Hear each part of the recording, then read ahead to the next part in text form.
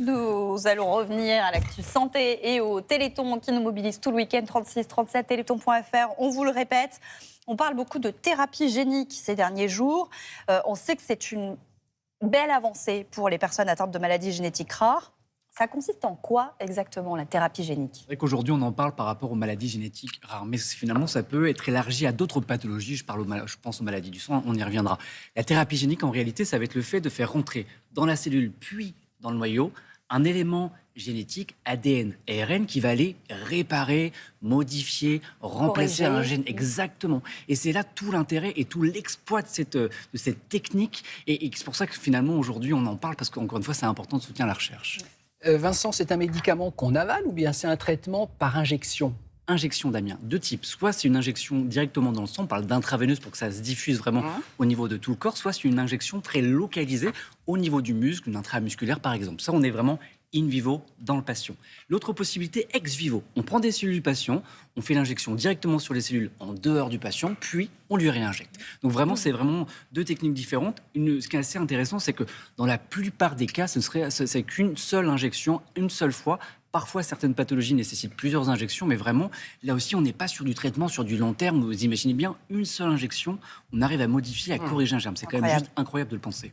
Alors, on sait que c'est grâce aux dons, grâce à la recherche, que cette avancée thérapeutique est possible. On le dit souvent, le Téléthon, il n'y a pas de plan B, quoi. C'est vraiment grâce à ces dons qu'on peut financer la recherche. Où est-ce qu'on en est aujourd'hui ? Fin 70, la thérapie génique émerge. Et ensuite, dans les années 2000, on a vraiment eu le premier virage avec les bébés bulles, qui sont des enfants qui n'ont pas de système immunitaire pour se défendre contre les infections. Grâce à la thérapie génique, on parle aujourd'hui de guérison. Plus proche de nous, on a eu l'amyotrophie spinale proximale, où là, c'est une maladie neuromusculaire. Et là, on va également faire la thérapie génique en injectant au niveau des cellules nerveuses un fragment qui va aller corriger, remplacer le gène défaillant. Et là aussi, c'est encore vraiment une belle avancée. Donc vraiment, ça avance et c'est encore pour ça qu'il faut soutenir cette recherche. Alors ce matin, on évoque donc la thérapie génique utilisée pour les maladies génétiques rares, mais aussi ce traitement peut être utilisé pour d'autres maladies, par exemple le cancer. Et oui, le cancer, effectivement, on peut également utiliser. On n'y pense pas toujours. On pense toujours que le Téléthon, c'est les maladies génétiques rares, mais effectivement, ça peut toucher plus de patients qu'on ne le pense. Le cancer, notamment, on appelle la cellule la technique des CAR-T. C'est le fait qu'on va prendre les globules blancs, qui sont des systèmes, des globules, normalement, des cellules pour se défendre. On va prendre ces globules blancs, on va les modifier, et puis on va les réinjecter aux patients atteints d'un cancer type leucémie, myélome, lymphome. Et ces cellules qui ont été modifiées vont aller attaquer les cellules cancéreuses. C'est quand même fou d'avoir cette technique de le prendre, de transformer et hop, d'aller réinjecter des cellules qui vont aller nous permettre de nous défendre. Donc là aussi, effectivement, le cancer, il y a un intérêt.